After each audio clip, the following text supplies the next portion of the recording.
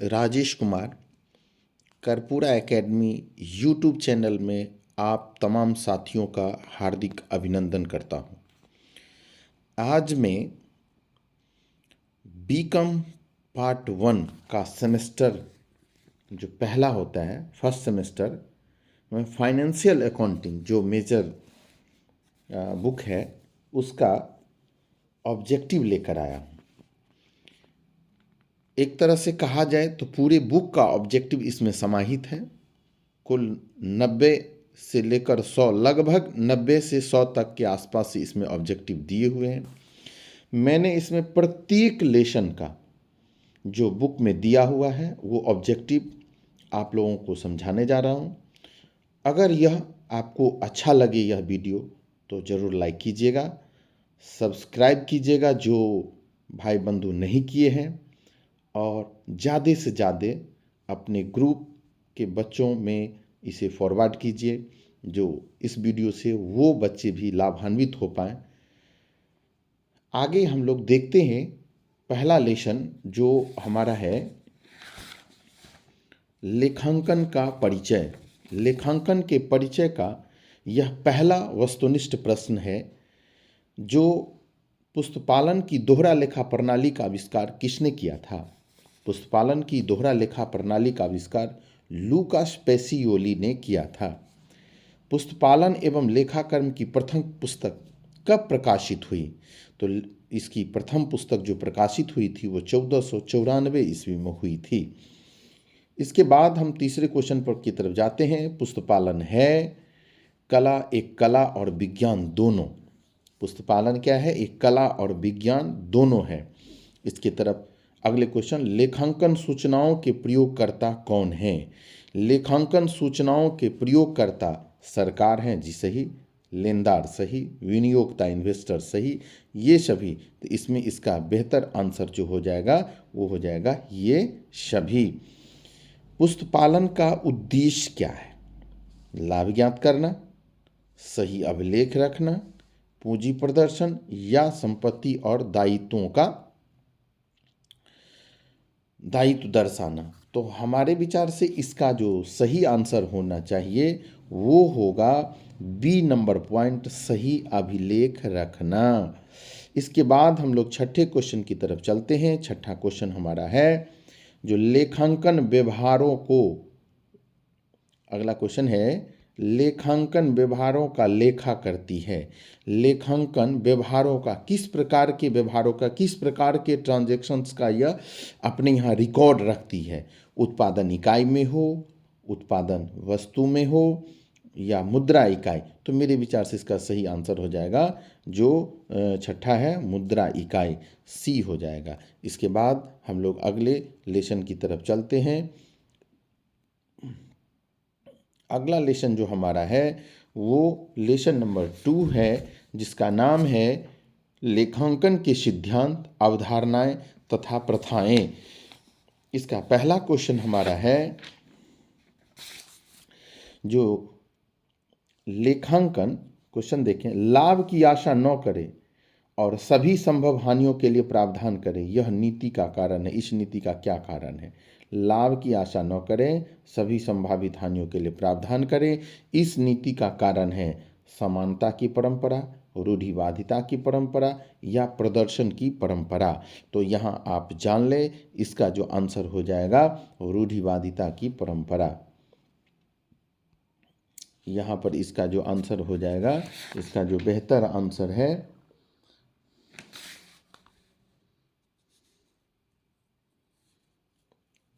रूढ़िवादिता की convention of conservatism. तो रूढ़िवादिता की परंपरा। आगे बढ़ते हैं हम लोग, क्वेश्चन नंबर 2 की तरफ चलते हैं। यदि एक फर्म अपने ग्राहक से प्राप्त अग्रिम राशि को अपनी आय मान लेती है तो किस प्रकार की अवधारणा का उल्लंघन करती है? तो यहाँ पर हो जाएगा मुद्रा मापन अवधारणा, लागत अवधारणा, वसूली अवधारणा या पृथक अस्तित्व अवधारणा। तो आप जान ले इसका जो आंसर हो जाएगा वो विकल्प नंबर सी, वसूली अवधारणा। यदि एक फर्म अपने ग्राहक से प्राप्त अग्रिम राशि को अपनी आय मान ले तो वह किस अवधारणा का उल्लंघन करती है? तो वसूली अवधारणा। अगले क्वेश्चन की तरफ हम लोग बढ़ते हैं। अगला क्वेश्चन हमारा है, सामान्यतः आगम का लेखा उस समय किया जाता है जब, सामान्यतः आगम का लेखा उस समय किया जाता है जब उत्पादन पूर्ण हो, जब वस्तु का आदेश प्राप्त हो, जब वस्तु की सुपुर्दगी दी जाती है, जब वस्तु का मूल्य प्राप्त हो। तो मेरे विचार से इसका आंसर जो होगा वो सी विकल्प हो जाएगा, जब वस्तु की सुपुर्दगी दी जाती है। अगले क्वेश्चन की तरफ हम लोग बढ़ते हैं। चौथा क्वेश्चन है, मुद्रा मापन अवधारणा के अनुसार लेखांकन में किसका लेखा पुस्तकों में नहीं किया जाता है? मुद्रा मापन अवधारणा के अनुसार किसका लेखा पुस्तकों में नहीं किया जाता है? तो उसका आंसर जो हो जाएगा, क्या ख्याति का, नहीं, इसका क्या है, तो श्रम, कार्यकुशलता, जी, ये विकल्प हो जाएंगे, बी इसके आंसर हो जाएंगे। अब हम लोग अगले क्वेश्चन की तरफ, उसी का एक विकल्प है सी, मशीनरी की लागत या ट्रेडमार्क, तो इसमें विकल्प बी हम लोग डाल देंगे। अगले क्वेश्चन की तरफ बढ़ते हैं। यदि आर्थिक चिट्ठी में भवन को उसकी क्रय लागत के बजाय उसकी बाजार कीमत पर दिखाया जाता है तो किस लेखांकन सिद्धांत का उल्लंघन होता है? तो यहाँ हम लोग जान लें, लागत अवधारणा का उल्लंघन होता है, लागत अवधारणा का उल्लंघन होता है। अगला क्वेश्चन है, सभी दायित्वों को आर्थिक चिट्ठी में टिप्पणी के रूप में दिखाने की नीति किस सिद्धांत पर आधारित होती है? संभाव्य दायित्वों को आर्थिक चिट्ठी में टिप्पणी के रूप में दिखाने की किस दिखाने की नीति किस सिद्धांत पर आधारित होती है? फिर से एक बार क्वेश्चन रिपीट कर लें। संभाव्य दायित्वों को आर्थिक चिट्ठी में टिप्पणी के रूप में दिखाने की नीति किस सिद्धांत पर आधारित होती है? सतर्कता की सिद्धांत, प्रकटीकरण की परंपरा, समानता की परंपरा या लागत की परंपरा? तो यहाँ हम लोग यह जान लें, यह हमारा हो जाएगा प्रकटीकरण की परंपरा। द्विपक्षीय अवधारणा पर आधारित लेन देन के लिखने की प्रणाली को क्या कहा जाता है? तो आप, ये बहुत ही फेमस है, डबल एंट्री सिस्टम, दोहरा लेखा प्रणाली, यह विकल्प नंबर ए हो जाएगा इसका आंसर। अगले क्वेश्चन की तरफ हम लोग बढ़ते हैं। अगला क्वेश्चन हमारा है, अगले क्वेश्चन की तरफ हमारा ध्यान आप देखें, क्या है? सतत व्यवसाय अवधारणा के अनुसार व्यवसाय इकाई चालू रहेगी, सतत अवधारणा के अनुसार व्यवसायिक इकाई चालू रहेगी अनिश्चित काल तक, अस्थायी रूप से या अस्थायी रूप से? तो आप यह जान ले, अनिश्चित काल तक। लेखांकन सिद्धांत आधारित है व्यवहारिकता पर, विषय परकता पर, या ये सभी, या इनमें से कोई नहीं? तो आप यह जान लें, इसका जो आंसर हो जाएगा वो हो जाएगा पहला, व्यवहारिकता पर। लेखांकन सिद्धांत व्यवहारिकता पर। दोहरा पहलू अवधारणा के अनुसार, दोहरा पहलू धारणा के अनुसार पूंजी प्लस दायित्व बराबर संपत्ति, कैपिटल प्लस लायबिलिटी बराबर एसेट्स, परचेज माइनस एक्सपेंसेज बराबर सेल्स, लायबिलिटी प्लस एक्सपेंसेज बराबर, तो हमारे विचार से इसका बेहतर आंसर जो हो जाएगा वो ए विकल्प होगा, पूंजी प्लस दायित्व बराबर संपत्तियां। अगले क्वेश्चन की तरफ हम लोग बढ़ते हैं। अगला चैप्टर जो हमारा है वो देखते हैं। यह जो अगला चैप्टर जो है उसका नाम है गैर व्यापारिक या अलाभकारी संगठनों या संस्थाओं की लेखांकन विधि। इसका पहला क्वेश्चन हम देखते हैं क्या लिखा है इसमें। इसमें पहला क्वेश्चन हमारा है, वसीयत को मानना चाहिए। तो वसीयत को हमेशा हम लोगों को देयता मानना चाहिए, वसीयत को मानना चाहिए। देयता, आयगत प्राप्ति या पूंजीगत प्राप्ति। तो legacy should be treated as capital, ये इसमें डाल दीजिए, ये कैपिटल इसी, ये पूंजीगत प्राप्ति है। ये देयता भी है, देयता भी कभी कभी आपको दिखाई देगा जब पूंजीगत प्राप्ति हो तो लायबिलिटी की तरफ, तो पहले आप पूंजीगत प्राप्ति, अगर ये तीनों दिया तो आप पूंजीगत प्राप्ति की तरफ इसको डाल सकते हैं। एक क्लब द्वारा प्राप्त आजीवन सदस्यता शुल्क दिखाया जाता है तो आर्थिक चिट्ठी में, आर्थिक सचिव को मानदेय का भुगतान है, सचिव को मानदेय का भुगतान है आयगत व्यय, आयगत व्यय। अगले क्वेश्चन की तरफ हम लोग बढ़ते हैं। प्राप्ति भुगतान खाता है, प्राप्ति भुगतान खाता हमारा वास्तविक खाता हो जाएगा, बी विकल्प की तरफ चले जाएं। आय व्यय खाता है, आय व्यय खाता नाम मात्र खाता होता है। आय व्यय खाता कौन खाता होता है? नाम मात्र खाता। इसके बाद हम लोग देखते हैं डेप्रिसिएशन लेसन का जो यह। अब आगे हम लोग बढ़ते हैं। हरास से आशय, हमारा क्वेश्चन है, अगला क्वेश्चन है हरास से आशय। हरास से आशय अस्थायी संपत्ति के मूल्य में कमी और स्थायी संपत्ति के मूल्य में कमी, उपयुक्त सभी या इनमें से कोई नहीं।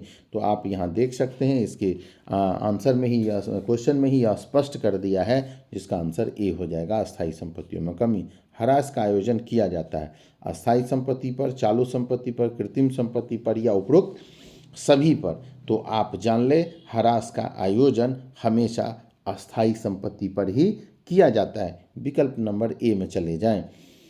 इसके बाद हम लोग अगले क्वेश्चन की तरफ बढ़ते हैं। अगला क्वेश्चन हमारा है, हरास की पद्धति में संपत्ति खाते का शेष कभी भी शून्य नहीं होता। हरास की पद्धति में संपत्ति खाते का शेष कभी भी शून्य नहीं होता। अस्थायी किस्त पद्धति में, क्रमागत शेष पद्धति में, वार्षिक वृद्धि पद्धति में या मूल्य हरास कोष पद्धति में। तो आप इसका जान ले, बी विकल्प में, क्रमागत शेष पद्धति में।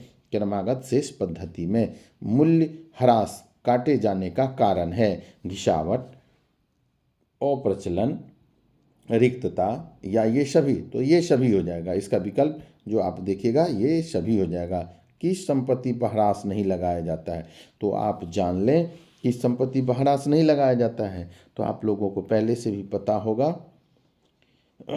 एक तो भूमि होता है जिस पर ह्रास नहीं लगता है, सही मायने में देखा जाए तो भूमि पर, प्लांट, उपकरण या लीव स्टॉक। तो यहाँ हम लोग लीव स्टॉक की तरफ चले जाएं, और यहाँ सिर्फ भूमि रहता तो भूमि पर भी ह्रास नहीं लगता है।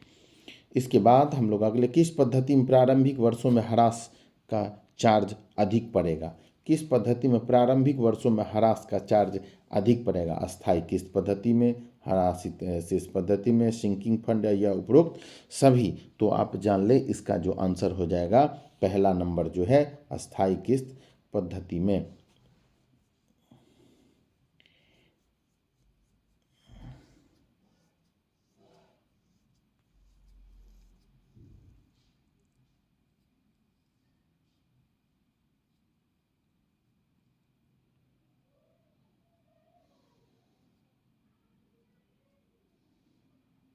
अगले क्वेश्चन की तरफ हम लोग बढ़ते हैं। अगला क्वेश्चन हमारा है, ह्रास की गणना किस तिथि से की जाती है? ह्रास की गणना किस तिथि से की जाती है?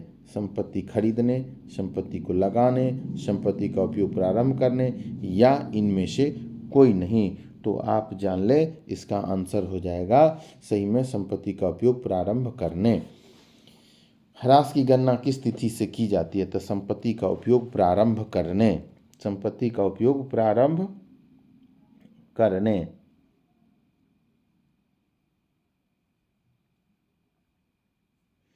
अगले क्वेश्चन की तरफ हम लोग बढ़ते हैं, जो हमारा 8वां क्वेश्चन है इस चैप्टर का। मूल्य ह्रास चार्ज करने का मुख्य उद्देश्य क्या है? कर भार में कमी, सही लाभ की गणना, सही आर्थिक स्थिति का ज्ञान होना या उपरोक्त में से सभी या उपरोक्त में से कोई नहीं। तो आप जान ले, इसका जो आंसर हो जाएगा सही आर्थिक स्थिति का ज्ञान होना, सही आर्थिक स्थिति का ज्ञान होना। अगले क्वेश्चन की तरफ हम लोग बढ़ते हैं। अगला क्वेश्चन है, एक संपत्ति का अभिलिखित मूल्य 10% वार्षिक की दर से क्रमागत ह्रास पद्धति में 3 वर्षों के पश्चात 7,290 है, तो इसकी मूल लागत क्या होगी? तो इसका मूल लागत दिया है क्या होगी? तो आप क्या कर लें, 7,290 और कितने वर्षों में है? 3 वर्षों में। तो आप इसको कैसे निकालेंगे? 7,290 गुने 100/90 गुने 100/90 और गुने 100/90। आप इससे निकाल सकते हैं इसका मूल लागत कितना हो जाएगा। तो आप यह जान लें, इसका मूल लागत है अपलेखन 10% क्रमागत ह्रास पर 3% इतना हो जाएगा। तो इसकी मूल लागत क्या होगी? आप यहाँ से इसको निकाल सकते हैं। तो आप 0 0 कैंसिल कर दीजिए, 0 0 कैंसिल कर दीजिए, 0 और 0 कैंसिल कर दीजिए। आप यहाँ से देख सकते हैं 9 से ये डिवाइड हो जाएगा, 9 8 72, 9 1 9 और 0, फिर ये 9 से कट जाएगा, 9 9 81, फिर ये कट जाएगा 9 से, 9 1 9 और उस पर आपका 3 को 0 बिठा देंगे। तो लगभग 10,000 जो इसका आंसर हो जाएगा। इसमें यदि आपका दिया हुआ है क्रमागत ह्रास पद्धति से है, तो हमारे विचार से इसका आंसर जो होना चाहिए 100 में से 10 गया तो 90, 90 का 9 तो 81। जी, इसका आंसर 10,000 होगा, जो शायद इसका विकल्प नहीं है। इसका आंसर 10,000 होना चाहिए इसका आंसर। और हमको लगता है डेप्रिसिएशन लेसन को एक बार मैं फिर अलग से आपको समझाऊंगा। कहीं कहीं हमको लगता है इसमें मिसप्रिंट की व्यवस्था है। जैसे हमको 6 नंबर क्वेश्चन पर थोड़ा सा डाउट हो रहा है, जो किस पद्धति में प्रारंभिक वर्षों में ह्रास चार्ज अधिक पड़ता है, तो हमारे विचार से वो डायमिनिशिंग बैलेंसिंग मेथड में ह्रास शुरू में ज़्यादा लग जाता है और बाद में धीरे धीरे कम होता है। तो इसका विकल्प जो है वो बी में चले जाइएगा आप, ए इसका बेहतर नहीं है। ठीक है, और जैसे जो होगा वो ठीक है। अगर बाद में आपको लगे जो नहीं कहीं आपका मिस्टेक इसमें है, तो आप लोग ज़रूर इसमें कमेंट दीजिएगा, तो हम इसके माध्यम से फिर इसको अब हम लोग आते हैं अगले लेसन पर। यह लेसन है रहतिया यानी स्टॉक का मूल्यांकन। किसका मूल्यांकन? स्टॉक का मूल्यांकन। तो हम लोग यहाँ देखते हैं इस क्वेश्चन में अगला क्वेश्चन आपका क्या दिया हुआ है। अगला क्वेश्चन हमारा जो है, निम्नलिखित में कौन सी पद्धति चालक आर्थिक मूल्यों को इंगित करती है? लीफो, फीफो या भारित औसत विधि। तो या इनमें से कोई नहीं। तो आप यह जान ले, इसका answer LIFO, last in first out, last in first out इसका पूरा नाम हो जाता है। और अगर फीफो का देखिएगा तो फर्स्ट इन फर्स्ट आउट। तो इसका आंसर हमारा हो जाएगा ए। लेखांकन अभिलेखों से रहतिया के मूल्य का निर्धारण कहा जाता है। लेखांकन अभिलेखों से रहतिया के मूल्य का निर्धारण कहा जाता है। क्या निरंतर रहतिया की गणना, सामयिक रहतिया या निरंतर रहतिया? विकल्प सी में चले जाएं, निरंतर रहतिया। अगले क्वेश्चन देखते हैं। लेखांकन मानक 2 के द्वारा रहतिया के मूल्य के लिए अनुशंसित लागत मूल्य है FIFO, first in first out या वेटेड एवरेज, स्टैंडर्ड स्टॉक या लीफो या इनमें से कोई नहीं। लेखांकन मानक 2 के द्वारा रहतिया के मूल्यांकन के लिए अनुशंसित लागत सूत्र क्या है? तो आप यह जान लें, पहला नंबर जो है यही उसका फीफो या भारित औसत। अगला है रहतिया का मूल्यांकन होना चाहिए। क्वेश्चन नंबर 4 बता रहा है रहतिया का मूल्यांकन लागत पर होना चाहिए, शुद्ध वसूली मूल्य पर होना, ये ए बी में जो कम हो। तो सी आंसर हो जाएगा ए बी, जो दोनों में कम हो। अब हम लोग अगले क्वेश्चन की तरफ जाते हैं। रहतिया की लागत में शामिल होती है, रहतिया की लागत में शामिल होती है गोदाम का किराया, कर और आवक भाड़ा या ब्याज या बीमा। तो आप जान ले, इसका आंसर बी हो जाएगा। क्या? तो कर और आवक भाड़ा। इसके बाद हम लोग बढ़ते हैं,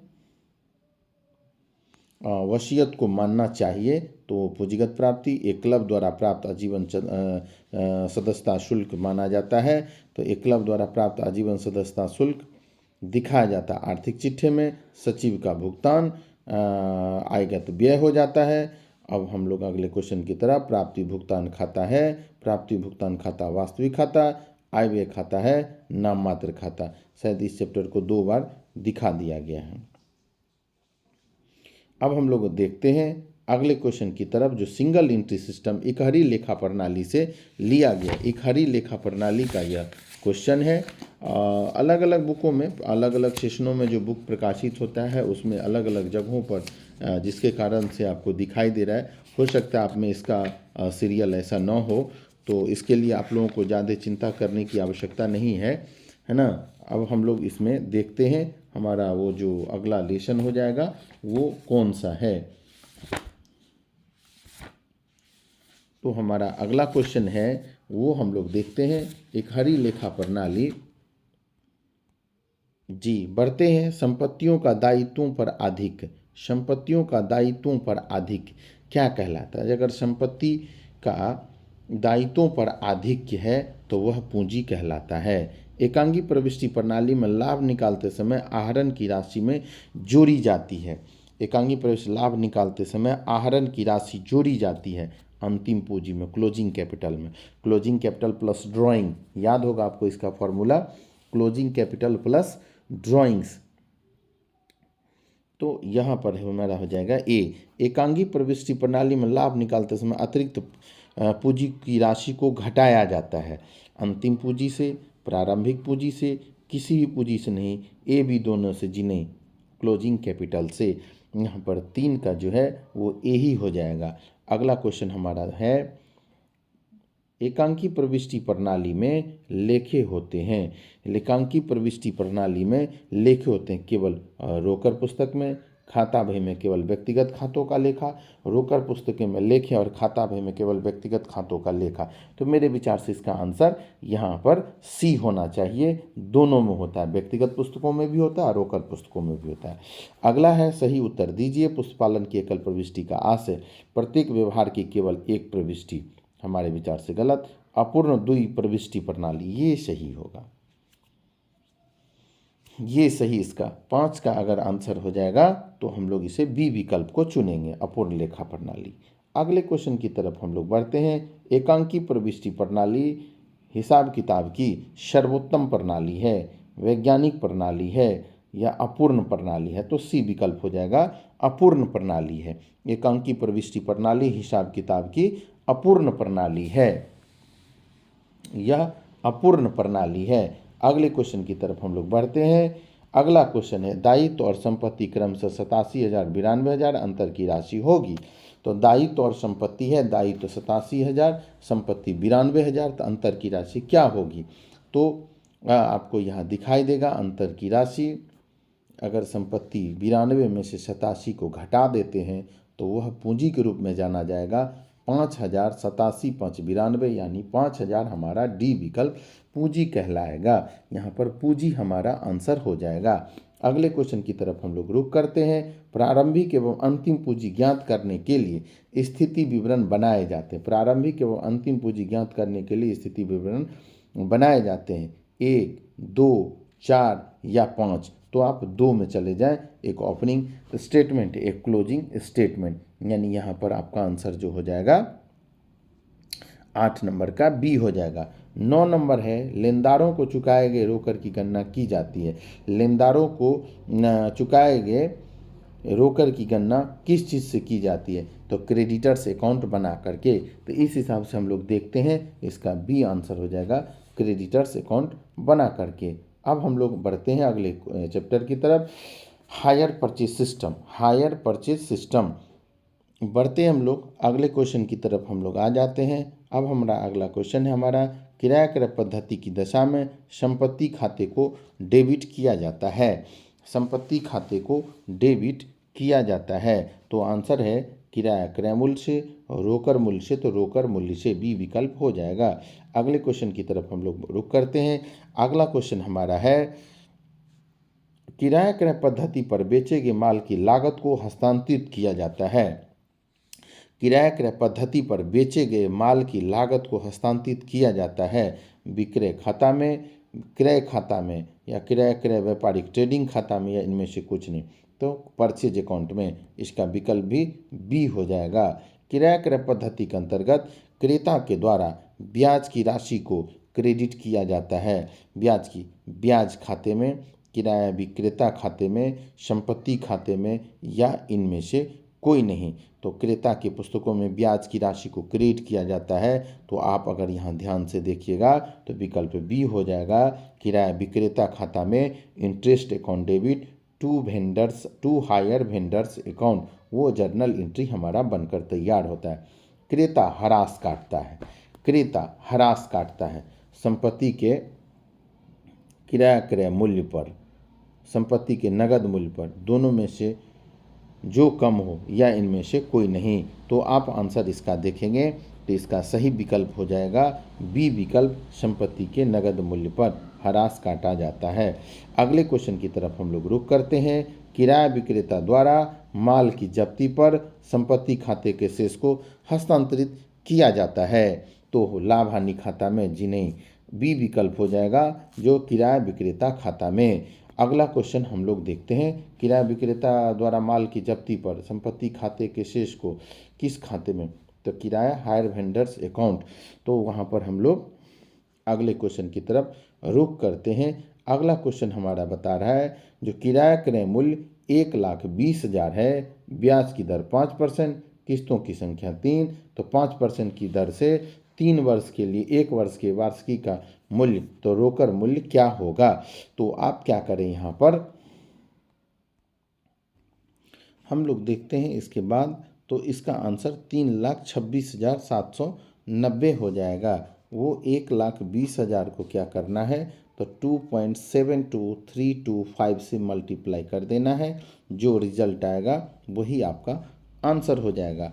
इसके तरफ हम लोग अगले क्वेश्चन की तरफ हम लोग रुख करते हैं। अगला चैप्टर है पूर्वदत्त किराए को दिखाया जाता है तो संपत्ति के रूप में। समायोजन प्रविष्टि लेखांकन वर्ष में की जाती है, शुरू, मध्य या अंत में। अंत में पूंजी घट जाती है, हानियों से पूंजी घट जाती है। अगला क्वेश्चन हमारा है अंतिम खाते के भाग हैं। अंतिम खाते व्यापार खाता, लाभ हानि खाता, आर्थिक चिट्ठा, ये सभी डी विकल्प हो जाएगा। ये सभी चिट्ठा दर्शाता है आर्थिक स्थिति। क्या, कौन सी स्थिति, आर्थिक स्थिति। अगले चैप्टर की तरफ हम लोग चलते हैं जो हमारा लेसन है। अगला क्वेश्चन हमारा है किस प्रणाली के अंतर्गत ब्याज उचंत खाते के शेष को क्रेता की पुस्तकों में दिखाया जाता है। ब्याज उचंत खाते के शेष को लाभ हानि खाता डेबिट पक्ष में, आर्थिक चिट्ठा के दायित्व में, आर्थिक चिट्ठा के संपत्ति भाग में। तो हमारा बेहतर आंसर होगा सी।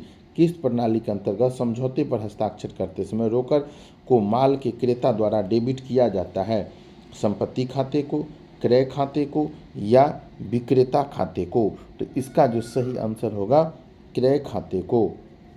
विक्रेता के पुस्तक में अगर हम लोग दिखाते हैं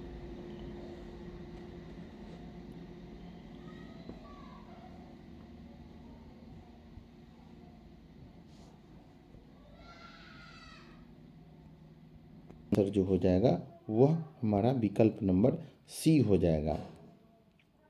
किस प्रणाली की दशा में विक्रेता द्वारा प्राप्त कुल ब्याज को क्रेडिट किया जाता है। किस प्रणाली की दशा में विक्रेता द्वारा प्राप्त कुल ब्याज को क्रेडिट किया जाता है। तो किस खाते में, ब्याज उचंत खाते में, ब्याज खाते में या विक्रय खाते में। तो हम लोग यहाँ देखते हैं इसका जो सही आंसर होगा वो ब्याज उचंत खाते में।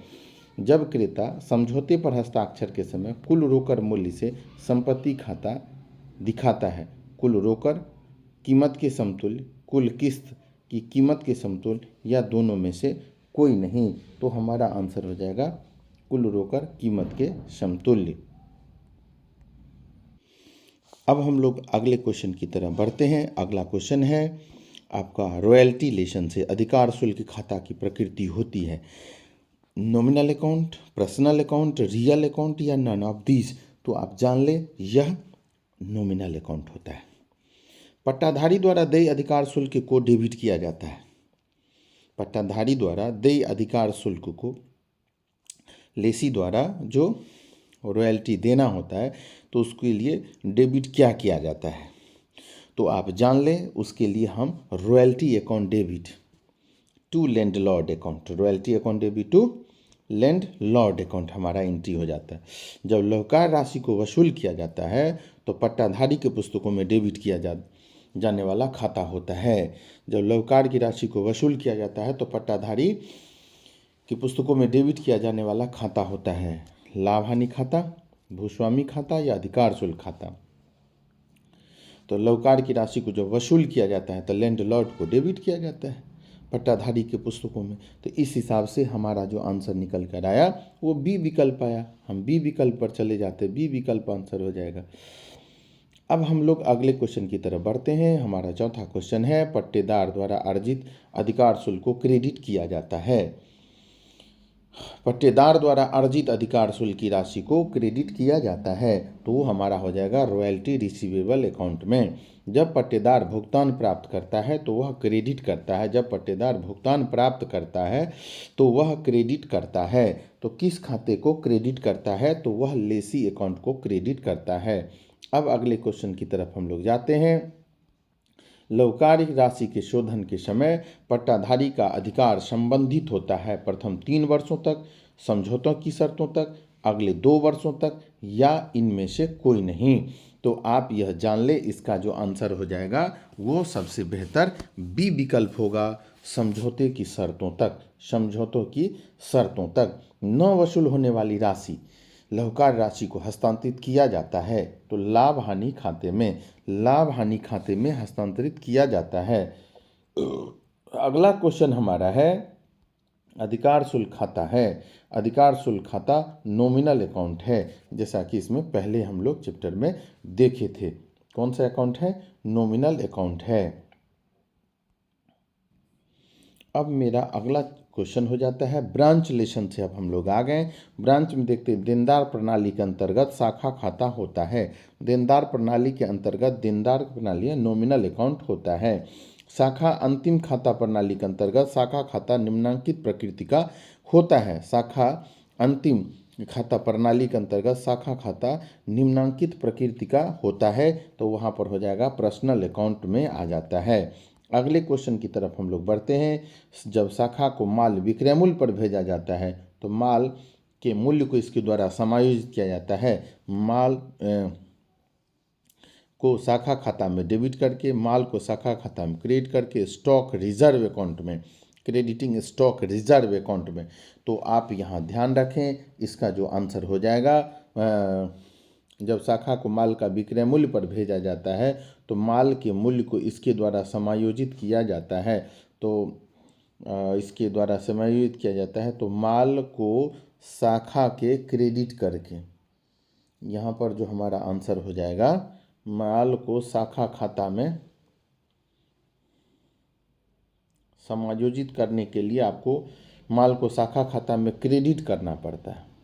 अगर जब माल को शाखा मूल्य जब शाखा को माल विक्रय मूल्य पर भेजा जाता है तो माल के मूल्य को इसके द्वारा समायोजित किया जाता है। तो अगर वो जो डिफरेंसेज वैल्यू होते हैं creating goods and to branch account लिख करके इसे एडजस्ट किया जाता है। यदि शाखा ने प्रधान कार्यालय के ग्राहक से रुपया वसूल किए तो प्रधान कार्यालय की पुस्तकों में क्या लेखे किए जाएंगे? यदि शाखा ने प्रधान कार्यालय के ग्राहक से रुपया वसूल किया तो branch to branch customer account, तो प्रधान कार्यालय के पुस्तकों में शाखा खाते को क्रेडिट किया जाता है, शाखा खाते को डेबिट किया जाता है। तो आप यह जान लें शाखा खाता को डेबिट किया जाता है। अगला है, अगले क्वेश्चन की तरफ हम लोग बढ़ते हैं। अगला क्वेश्चन हमारा क्या दिया वो देख लेते हैं। शाखा अ से शाखा ब को भेजा गया माल डेबिट किया जाएगा तो शाखा बी खाते में डेबिट किया जाएगा। शाखा बी खाते में यह डेबिट किया जाता है। शाखा व्यापार और लाभ हानि खाता प्रणाली के अंतर्गत शाखा के दोनों पक्षों का अंतर प्रदर्शित करता है। शाखा व्यापार तथा शाखा लाभ हानि खाता प्रणाली के अंतर्गत शाखा खाता के दोनों पक्षों का अंतर प्रदर्शित करता है। लाभ हानि, शाखा का लाभ हानि, शाखा द्वारा देय राशि, शाखा के पास संपत्तियों के मूल्य, या इनमें से कोई नहीं। तो आप इसका आंसर जो जाएंगे, इसका सबसे बेहतर आंसर होगा वह बी विकल्प होगा, शाखा द्वारा देय राशि। अगले क्वेश्चन की तरफ हम लोग बढ़ते हैं जो हमारा 7वां क्वेश्चन होगा। यदि शाखा द्वारा भेजे गए माल लागत में 33.3% है तो यह विक्रय प्रतिशत होगा। तो वह कितने प्रतिशत के बड़ा लागत का अगर है तो हमारे विचार से इसका आंसर जो हो जाएगा वह सी विकल्प हो जाएगा, 1/4 यानी 25% के बराबर होगा। शाखा के अंतिम देनदार की गणना में सम्मिलित होगा। शाखा के अंतिम देनदार की गणना में सम्मिलित होगा नगद क्रय, उधार क्रय, नगद विक्रय, उधार विक्रय। तो उधार विक्रय, देनदार में उधार विक्रय। अगला क्वेश्चन है विदेशी शाखा की दशा में चालू संपत्ति और दायित्वों को परिवर्तित किया जाना चाहिए। वर्ष की अंतिम तिथि पर प्रचलित दर, औसत दर, वर्ष के प्रारंभिक तिथि पर प्रचलित दर। तो मेरे विचार से यहाँ पर पहला विकल्प हो जाएगा, ये हमारा आंसर हो जाएगा वर्ष के अंतिम तिथि पर प्रचलित दर। अगले क्वेश्चन की तरफ हम लोग बढ़ते हैं। विदेशी शाखा की दशा में अप्राप्य ऋणों के प्रावधानों को परिवर्तित किया जाता है। विदेशी शाखा की दशा में अप्राप्य ऋणों के प्रावधानों को परिवर्तित किया जाता है। तो इसमें हमारा सही आंसर हो जाएगा देनदारों पर लागू दर से, देनदारों पर लागू दर से। अगला क्वेश्चन हमारा है क्वेश्चन नंबर 11। विदेशी शाखाओं की दशा में प्रधान कार्यालय को एवं से भेजे गए माल को परिवर्तित किया जाना चाहिए। वास्तविक दर से जिस पर रोकर भेजा गया, वास्तविक दर पर जिस पर रोकर भेजा गया। अब हम लोग अगले क्वेश्चन की तरफ आते हैं, जो 12वां क्वेश्चन है। विदेशी शाखा के मुख्य कार्यालय के शेष को किस पर बदला जाता है? तो आप इसका आंसर देख लें तो इसका डी विकल्प हो जाएगा, इनमें से कोई नहीं, इनमें से कोई नहीं। अब हम लोग अगले लेसन की तरफ बढ़ते हैं। अब हमारा जो अगला क्वेश्चन होगा वो है क्वेश्चन नंबर डिपार्टमेंटल अकाउंट से है यह। तो इसमें है पहला क्वेश्चन, विभिन्न विभागों में मशीन की मरम्मत को निम्नलिखित के अनुसार विभाजित किया जाता है। प्रत्येक विभाग में मशीनों की संख्या, मशीन के मूल्य, प्रत्येक मशीन द्वारा प्रयुक्त स्थान। तो इसमें जो हमारा सही आंसर हो जाएगा वो हमारा पहले का जो है वो बी विकल्प हो जाएगा, मशीन के मूल्य, मशीन के मूल्य, बी विकल्प हमारा आंसर हो जाएगा। क्वेश्चन 2 बता रहा है, जो विद्युत शक्ति की लागत को विभिन्न विभागों में बांटा जाना चाहिए। विद्युत शक्ति की लागत को विभिन्न विभागों में किस अनुपात में बांटा जाना चाहिए? तो वो हमारा आंसर हो जाएगा अश्व शक्ति गुने मशीन घंटा, अश्व शक्ति horse power and machine hours, इसमें हमको बांटा जाना चाहिए। अगले क्वेश्चन 3 की तरफ हम लोग बढ़ते हैं। तीसरा जो क्वेश्चन हमारा है, यदि भाग ए के लिए सकल लाभ की दर 25%, इसकी बिक्री 1 लाख हो तो सकल लाभ की राशि बराबर होगी। तो 20,000 हो जाएगा। इसका आंसर 20,000 होना चाहिए, 3 का बी होना चाहिए। जी सही है। इसके बाद हम लोग बढ़ते हैं आगे। यदि भाग अ के विभाग ब को माल ऐसे मूल्य पर हस्तांतरित किया जाता है कि लागत 25% का लाभ हो, तो विभाग ब के लिए 12,000 अंतिम स्टॉक संचिति की राशि होगी। तो इसका क्या हो जाएगा? तो इसका जो आंसर हो जाएगा चौथे का, वो आंसर हमारा ए हो जाएगा, ए आंसर हो जाएगा।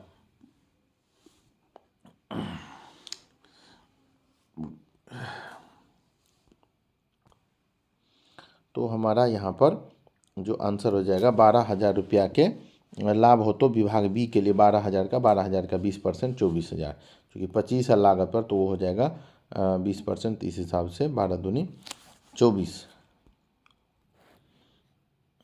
अब हम लोग आते हैं पार्टनरशिप 1 नंबर लेसन से। वसूली खाते के लाभ हानि को हस्तांतरित किया जाता है। लाभ हानि खाते को वसूली खाता के लाभ हानि को हस्तांतरित किया साझेदारों के पूंजी खाता में, बी विकल्प हो जाएगा, साझेदारों के पूंजी खाता में। वसूली खाता है तो वसूली खाता एक नाममात्र यानी अवास्तविक खाता है। अब हम लोग आते हैं D2 का, जो हमारा लेसन नंबर पार्टनरशिप 2 जो कहलाता है, उसमें हम लोग देखते हैं क्वेश्चन क्या बता रहा है। तो एक साझेदार के दिवालिया होने पर वसूली खाते की हानि अन्य साझेदारों में इस अनुपात में बांटा जाना चाहिए। तो इसका जो सही आंसर हो जाएगा समान अनुपात में जी नहीं, पूंजी अनुपात में जी नहीं, लाभ हानि अनुपात में जी। अब अगले क्वेश्चन आते हैं, वसूली की हानि को हमेशा लाभ हानि अनुपात में, पूंजी अस्थायी होने पर निम्न में से क्या साझेदारों की पूंजी में नहीं जोड़ा जाता है? यदि पूंजी आपकी अस्थायी है तो क्या नहीं जोड़ा जाता है? तो आप यहाँ देख लें, जो सामान्य संचय, जनरल रिजर्व को जी नहीं, और लाभ हानि को जी नहीं, प्रॉफिट ऑन रियलाइजेशन, वसूली खाते का लाभ, यदि पूंजी अस्थायी होने पर निम्न में से क्या साझेदारों की पूंजी में, जी सही बात है, इसमें ये नहीं जोड़ा जाता है। गार्नर बनाम मर्रे विवाद में इस वर्ष निर्णय दिया गया, तो उसका जो आंसर हो जाएगा आपका 1903 हो जाएगा, यानी सी विकल्प होगा। अब हम लोग अगले क्वेश्चन चैप्टर की तरफ बढ़ते हैं, उसमें है इंसॉल्वेंसी। अगला लेसन जो हमारा है वो है। अब हम लोग अगले क्वेश्चन की तरफ बढ़ते हैं, दिवाला या दिवालियापन संहिता कब लागू हुआ था? तो यह जो है 2016 ईस्वी में लागू हुआ था। अब हम लोग अगले क्वेश्चन की तरफ बढ़ते हैं, मैनेजर का अदत्त वेतन कौन से लेनदारों में शामिल होगा? अगर मैनेजर का वेतन अदत्त है तो वह अनसिक्योर्ड क्रेडिटर्स में शामिल होगा। अगले क्वेश्चन की तरफ बढ़ते हैं, क्वेश्चन नंबर 3 है, दिवाला या दिवालिया संहिता 2016 के प्रावधान निम्न में संस्था या संस्थाओं पर लागू होते हैं? तो किन संस्थाओं पर लागू होते हैं? कंपनी पर सही है, साझेदारी साझेदारी पर सही है, साझेदारी फर्म या व्यक्ति या उपरोक्त सभी, तो इसका आंसर डी हो जाएगा, उपरोक्त सभी।